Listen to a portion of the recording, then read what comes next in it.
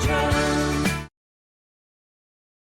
Hello, children. Today we will talk about graphs. Graphs are a way to show how different things are connected. Imagine that each of your friends is a point, and the lines between you are friendships. That is how graphs work. Soon we will see how the little animals dealt with this interesting topic. By a big tree, the puppy and the little rat were wondering what graphs really are. The puppy thought that graphs might be funny pictures that can be drawn on a computer, while the little rat insisted that it was a map that could easily find hidden food. I explained to them that a graph is a picture made up of points and lines that shows how different things are connected. The puppy and the little rat nodded their heads with smiles. On the flower meadow, the guinea pig and the ladybug already understood graphs well.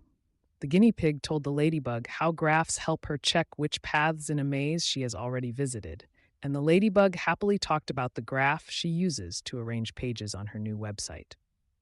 I explained clearly that graphs are indeed perfect for planning paths and organizing information. At the playground, the little bee and the frog were playing. I decided to check their knowledge and ask them what they know about graphs.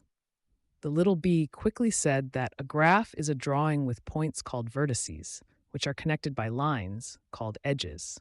It helps to easily see how different things are connected, for example, in projects.